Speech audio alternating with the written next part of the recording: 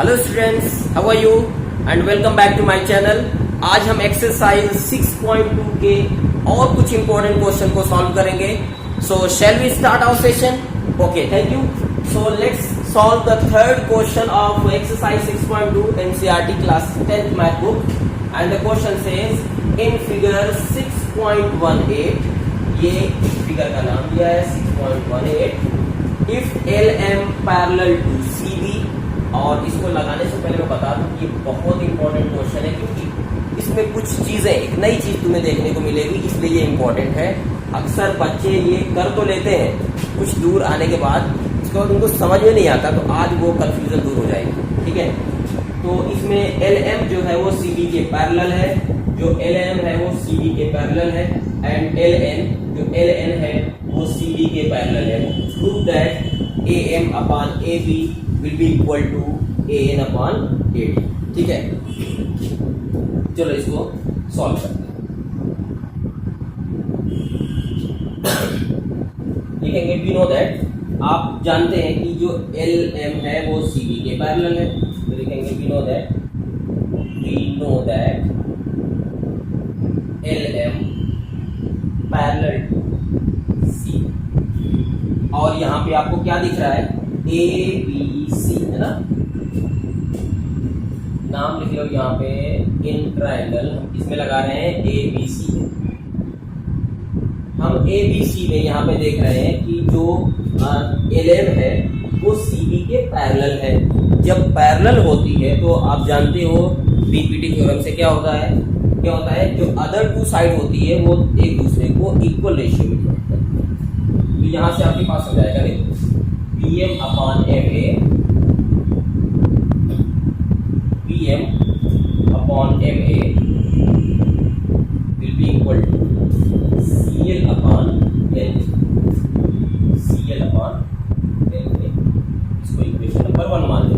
ठीक है, आते हैं हम यहाँ पे भी ट्रायंगल दिख रहा है ए बी सी, इसमें भी आ जाओ in triangle A B C.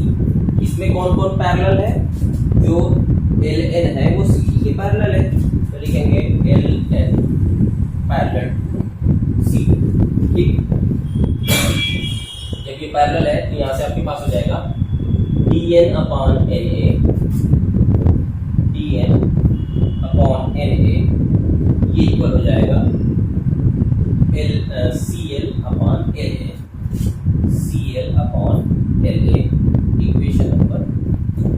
अब यहाँ पे देख रहे हो कि Pm अपॉन Ma ये Cl अपॉन La के इक्वल है, और Dn अपॉन Na वो भी Cl अपॉन La के इक्वल है।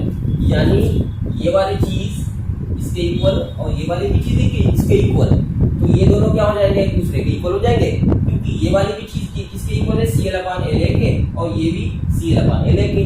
तो ये दोनों चीज इक्वल है इसके, तो ये दोनों भी एक दूसरे की इक्वल हो जाएगी। Pm upon Ma is equal to Dn upon Na। ये हमारे पास आया। सब कुछ लगाने के बाद, बीपीटी थ्योरम लगाने के बाद हमारे पास ये चीज आ गई। अब हम ये देखेंगे कि हमें प्रूफ क्या करना है।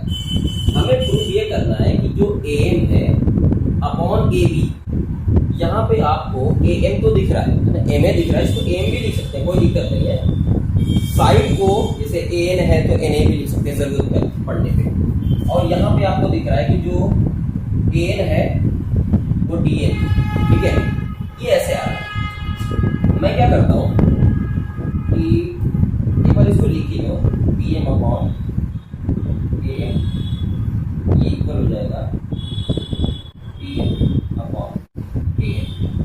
हमारे पास An आ रहा है लेकिन नीचे आ रहा है। ठीक, उसके बाद ये जो चीज आ रही है Pm, ये इसमें नहीं है। तो एक चीज आप याद रखना, अगर कभी इस तरीके की चीज आ जाती है बीपीटी लगाने के बाद, तो ऐसे क्वेश्चन को सॉल्व करने के लिए देखो आप क्या करोगे, हमें मंगाना क्या है? ए बी मंगाना है ना, ए बी। ये चीज तो आ रही है, देखो आप यहाँ पे ए एम तो आ रहा है, एम आ रहा है, ए एम भी आ रहा है, लेकिन क्या नहीं आ रहा है? हमें ए बी मंगाना है और इसमें पी एम है, यानी ए बी बड़ी है और पी एम छोटी वाली यानी हमें इसको बड़ा करना होगा। ऐसे सिचुएशन में हम दोनों तरफ 1 को ऐड कर देते हैं, कोई दिक्कत नहीं होगी। आपने 9th में पढ़ा होगा कि अगर किसी भी चीज में दोनों तरफ, इक्वेशन के दोनों तरफ, इक्वल सिंबल के दोनों तरफ अगर हम 1 ऐड करते हैं या ऐड करते हैं, सब्सट्रैक्ट करते हैं, कोई फर्क नहीं पड़ता। ठीक है, तो इसको हम लिख सकते हैं pm upon am plus 1 equal to dn upon an plus 1। क्यों इक्वल होगा कि नहीं होगा? देखो, अगर ये इक्वल है, इसमें मैंने 1 जोड़ दिया तो भी तो इक्वल होगा, क्योंकि दोनों तरफ जोड़ रहा हूं। ठीक, अब इसको सॉल्व करो। pm इसका क्रॉस मल्टीप्लाई हो जाएगा plus am upon am equal हो जाएगा dn plus an upon an। ठीक है, दिख रहा है ना यहाँ? ठीक, आगे pm और am, ये देखो pm और am, तो मैं ab नहीं लिख सकता? लिख सकता हूँ। देखो, ये और ये जोड़ करके मैं पूरा ab लिख रहा हूँ। ये हो जाएगा ab अपॉन am, ये इक्वल हो जाएगा dn और an। देखो, dn और an को मैं ad लिख सकता हूँ, ये हो जाएगा ad अपॉन am। अब देखो क्या बात बनी, am भी आ रहा है, ab भी आ रहा है, an भी आ रहा है और ad भी आ रहा है, लेकिन अपोजिट आ रहा है ना, यानी जो चीज ऊपर आनी चाहिए थी वो नीचे आ रही है, नीचे वाली ऊपर। कोई दिक्कत नहीं, इसको उल्टा कर देते हैं। उल्टा करने भी कोई फर्क नहीं पड़ता है दोनों तरफ, लेकिन उल्टा करोगे तो, ठीक है ना। अगर दोनों तरफ इसका रेसिप्रोकल करोगे तो कोई फर्क नहीं पड़ता है। तो इसको मैं लिख सकता हूँ am अपॉन ab, ये हो जाएगा an अपॉन ab। ठीक है, और हमें ये ठीक है। तो आते हैं इसके नेक्स्ट क्वेश्चन पे। देखो, नेक्स्ट क्वेश्चन है इन फिगर 6.19, यहाँ पे एक 6.19 एक फिगर दिया हुआ, फिगर का नंबर, वहां पे DE पैरेलल EC, और इस फिगर में थोड़ा सा कॉम्प्लिकेटेड फिगर है, लेकिन इसको बहुत आसानी से समझ सकते हो। देखो, कौन कौन पैरेलल है? DE पैरेलल EC, यानी जो ये DE है वो इसके पैरेलल, ठीक है ना, ये वाली, ये वाली इसके पैरेलल, ठीक है, ये इसके पैरेलल है। एंड DF, और जो DF है, देखो एक यहाँ भी तो लाइन दिख रही है DF, ये AE के पैरेलल है, यानी ये वाला इसके पैरेलल। ठीक है, हमें ये प्रूव करना है कि BF upon FE will be equal to BE upon EC, ये हमें प्रूव करना है। आप किसी भी ट्राइंगल में, क्लास 10th में ट्राइंगल यही तो एक चैप्टर ही है, अगर कभी पैरेलल की बात होती है तो आप एकदम समझ जाना कि यहाँ पे क्या और कौन सा थ्योरम लगने वाला है, PPT। ठीक है, तो यहाँ पे आप देखो, लिख देंगे यहाँ पे इन ट्राइंगल, एक ट्राइंगल लगाओ इसमें BAC में, इन ट्राइंगल BAC अगर हम इस ट्राइंगल में लेते हैं तो आप ये देखोगे कि दिया हुआ है, क्या दिया है कि ये वाली जो साइड है ना DE, वो AC के पैरेलल है, DE पैरेलल AC।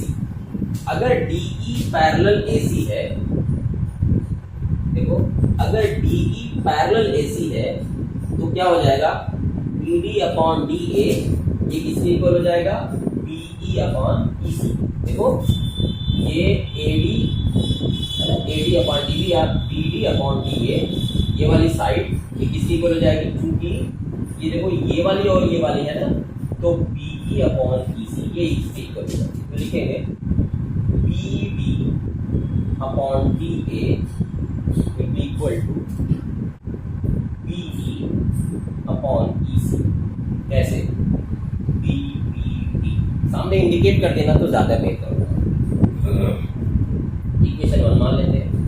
ठीक, अब आते हैं, देखो एक में बीपीटी लग गया, एक और पैरेलल की बात हो रही है, ये वाली जो है, ये वाली वो इसके पैरेलल है। इस ट्राइंगल का क्या नाम होगा, इन ट्राइंगल। देखो कहां से कहां तक जा रही है, ये